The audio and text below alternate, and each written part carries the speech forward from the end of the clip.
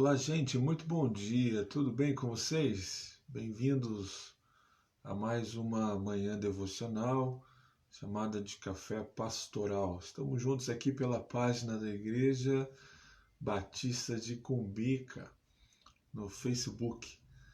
Que bom estarmos juntos aqui depois de alguns momentos aí em que não pudermos, estar juntos. Nós estamos de volta. Hoje, quinta-feira, que o Senhor te abençoe, tá bom? Nesse dia muito especial. Bom, para você que nos acompanha aqui, estamos numa jornada no livro de Atos dos Apóstolos e você tem caminhado conosco nesse livro incrível que é a narrativa de Lucas sobre a história da igreja, os primeiros passos, os primeiros movimentos, escrevendo para um amigo que ele chama de Excelentíssimo Teófilo, é o nome desse amigo, para quem ele escreve o Evangelho e também a continuidade dessa missão, que Jesus deixou para 12 homens chamados de discípulos, depois apóstolos, que na verdade formam um grupo de mais do que 12 pessoas, com certeza. Atos começa com um grupo de quase 120. E a narrativa então nos revela que a história da igreja ganha movimento, ganha expressão, através da ação do Espírito Santo. O Espírito Santo é o agente, da história da igreja. É quem dá movimento à vida da igreja. Então, nós estamos juntos nessa jornada em direção aí ao capítulo 28, Estamos no capítulo 16. O texto de hoje é a partir do verso de número 19 até o verso de número 26. Atos dos Apóstolos, capítulo 16, a partir do verso 19 até o verso 26. Você sabe que algumas vezes eu já ouvi de pessoas dizendo que a fé para os cristãos, para aqueles que acreditam, enfim,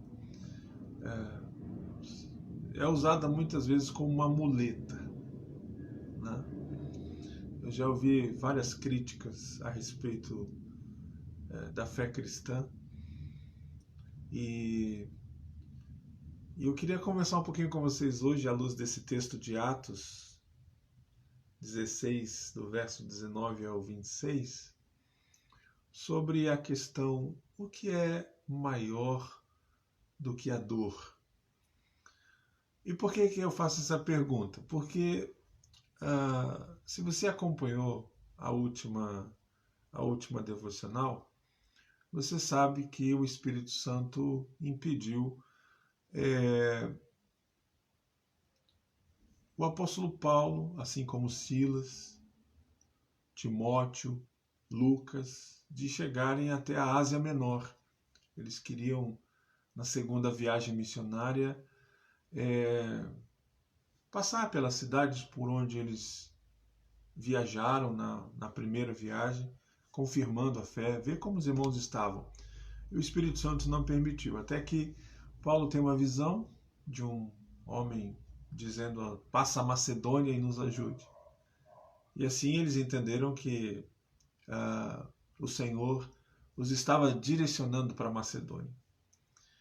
E eles chegaram numa cidade chamada Filipo e saíram dessa cidade em direção ao rio, um lugar onde eles consideravam ter um momento ali, um espaço para oração. E lá se depararam com uma mulher chamada Lídia, vendedora de tecido, e ela era de Tiatira. Tiatira é uma cidade da Ásia Menor. Então, veja como o Espírito Santo é quem conduz a história, né? E a Lídia tem o seu coração aberto pelo Senhor para poder compreender as palavras do apóstolo Paulo. E ela então foi batizada junto com toda a sua casa e pediu para que eles ficassem lá por um tempo. E assim eles ficaram. Ainda na cidade de Filipe, o que acontece é que uma mulher com espírito de adivinhação começa a, todos os dias, declarar que Paulo e Silas, Timóteo, Lucas, são homens que são servos do Deus Altíssimo e proclamam a verdade. Só que aquela mulher estava dominada por um espírito de adivinhação. A palavra adivinhação vem de piton, né? De serpente. Então era um espírito de serpente que adivinhava as coisas. Mas para piorar a situação, ela era propriedade de alguns que se intitulavam senhores da vida daquela mulher. Ela não só era escravizada espiritualmente, como também ela era escravizada socialmente. E Paulo ficou incomodado com aquela situação e olha bem para ela e repreende aquele espírito maligno que a deixa, e ela então se vê livre daquela situação. Agora, o que é mais assustador é que o texto nos revela que quando mexe na questão do dinheiro, quando tem a ver com a perda do rendimento, do lucro, que certos interesses acabam sendo contrariados, acaba gerando perseguição. Abra a palavra do Senhor no livro de Atos, capítulo 16, a partir do verso 19, diz assim, vendo os seus senhores que lhes desfizera a esperança do lucro, agarrando em Paulo e Silas, os arrastaram para a praça até a presença das autoridades. Aqueles homens estavam preocupados com o lucro que aquela mulher escravizada com o espírito da adivinhação proporcionava a eles. Todo o mercado religioso, toda estrutura religiosa, assim como toda figura sacerdotal, alimenta um sistema que escraviza pessoas, né? O Evangelho traz a libertação. O Evangelho traz a dignidade e o verdadeiro valor que a vida humana tem. E é impressionante como o Evangelho mexe na questão econômica e aqueles homens que se beneficiavam com o lucro das adivinhações, da magia, prendem Paulo e Silas. Não prenderam Lucas e não prenderam Timóteo, porque eles estavam os quatro na viagem, estavam juntos. Só prenderam Paulo e Silas. E a acusação é que esses homens são judeus e perturbam a cidade. O versículo 20 diz que eles perturbavam a cidade, no 21 diz que eles propagavam costumes que não podiam receber nem praticar, porque eles se intitulavam romanos. Lembrando que Filipos é uma província, é uma cidade principal do império.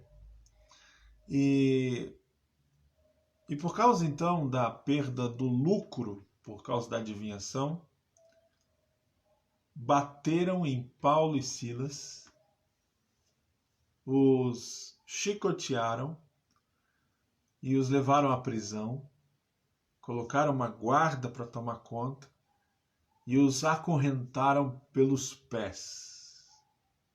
Eles ficaram acorrentados pelos pés. Com toda certeza, eles estavam com dores. Estavam machucados porque os açoites, eles pegam toda essa parte das costas, essa parte do lombo, né? Aonde a vara bater, onde pegar, ela cria um vergão e dói demais, queima, não é? Até que a pele, de tanto você bater no mesmo lugar, a pele rasga, a pele faz uma ferida. E começa a sangrar, começa a latejar, né? Pulsar e dói demais. A ponto de não poder nem encostar.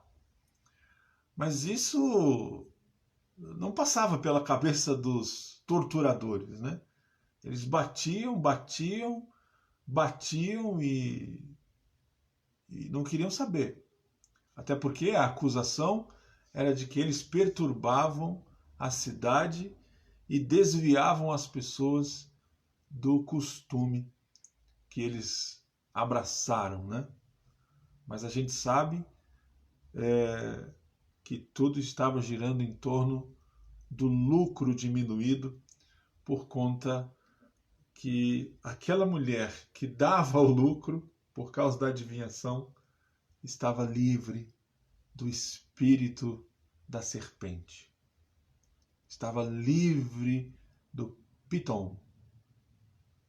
Estava livre dessa mentira causada pelo maligno. E livre também daqueles homens, porque ela não podia mais dar lucro para eles, então ela não tinha mais serventia nesse sentido, o que resultou numa confusão na cidade e no aprisionamento deles. Então, o que é maior do que a dor? Primeiro, eu acredito que é a capacidade de não negar a dor. O que é maior do que a dor? É a capacidade de não negar que está doendo. É impressionante como nós temos extremos diante do sofrimento, né? Aqueles que falam do sofrimento e exaltam o sofrimento porque não querem se ver livre do sofrimento, porque o sofrimento é um meio de chamar a atenção das pessoas. E aí elas adoecem usando o sofrimento para que pessoas possam percebê-la, ver o quanto elas são sofridas, o quanto elas são coitadas. Então ela meio que abraça o sofrimento no sentido de usar o sofrimento agora a seu favor. Mas tem um outro extremo, que é o extremo de negar que o sofrimento existe. É negar que o sofrimento faz parte da vida. Nós tivemos a oportunidade, essa semana, de falar a pessoas que sofrem. Sofrem a perda de um ente querido, sofrem a dor que é a separação, o luto. Tivemos a oportunidade de falar a essas pessoas e uma coisa foi que não se deve negar a dor, até porque a gente morre todo dia. A gente morre todo dia de diferentes maneiras. Pessoas que perdem entes queridos estão enfrentando a morte. Elas estão enfrentando essa dor da separação. Pessoas que têm o seu casamento desmoronado seja por uma traição ou por um abandono, elas estão enfrentando a morte. A dor da alma é como da morte. Enquanto alguns dão risada e acham que estão felizes e curtindo, outros estão enfrentando a morte. A questão do luto, a questão da dificuldade de lidar com esse amor esvaziado, né? Como se o amor fosse qualquer sentimento. A gente enfrenta a morte, por exemplo, quando passa por uma situação de perigo, pelo vale, por exemplo, da sombra da morte, como diz o Salmo 23. A gente enfrenta a morte todo dia. Paulo e Silas estão sendo açoitados, ameaçados de morte. Eles estão enfrentando a morte. Paulo foi apedrejado não muito tempo atrás, na primeira viagem missionária, em uma das cidades que ele entrou, ele foi apedrejado e arrastado para fora da cidade e tido como morto. Tamanha era as feridas e a agressividade daquele ato. Só que ele não estava morto, ele levanta e entra de novo na cidade.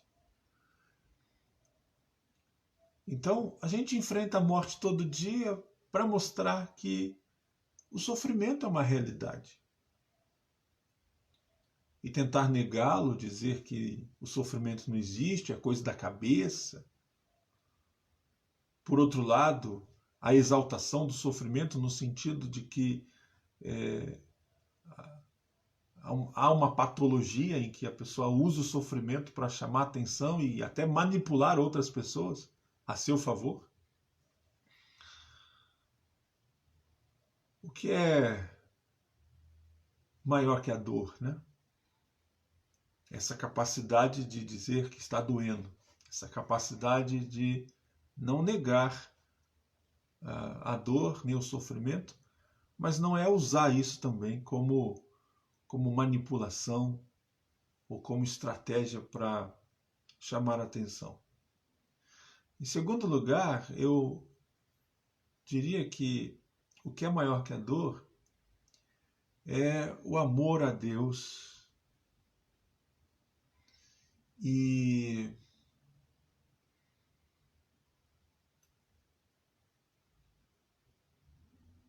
a disciplina das práticas espirituais.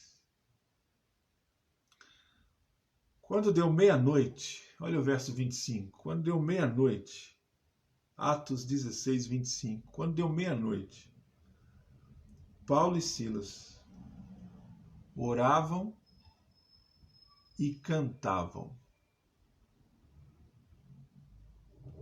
Orar e cantar. Louvores a Deus. Orar e cantar louvores a Deus. Disciplinas espirituais. Fruto de um amor a Deus acima de todas as coisas. Está doendo? Com toda certeza. Feridas abertas? Com toda certeza. Sangrando? Com toda certeza. Não se pode negar isso. Ao mesmo tempo que não se pode usar isso para chamar atenção. E a gente percebe que Paulo e Silas não ficaram nem num extremo nem no outro. O que Paulo e Silas, o que eles fizeram foi amar a Deus e praticarem as disciplinas espirituais.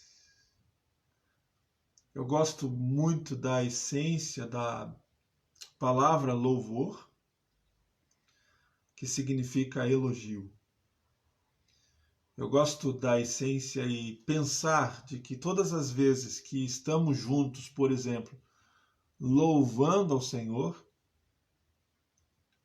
temos a oportunidade de elogiar a Deus, que é digno de merecer. Esse tipo de expressão dos nossos lábios e do nosso coração.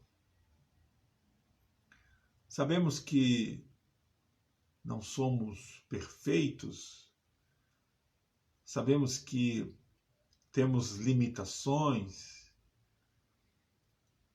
mas Deus aceita o louvor dos lábios que confessam o seu nome.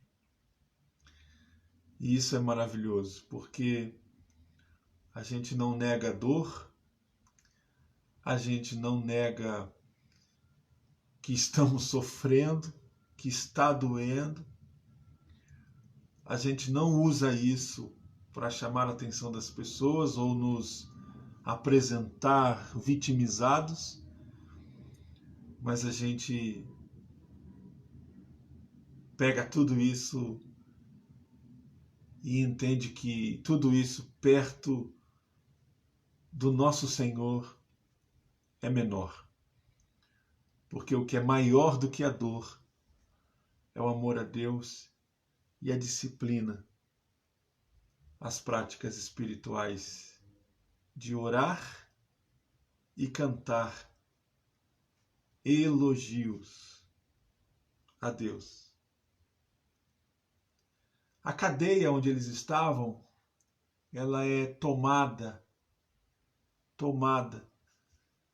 por aquele som das vozes de Paulo e Silas elogiando a Deus, seja na oração ou seja no louvor. Eles elogiavam a Deus, eles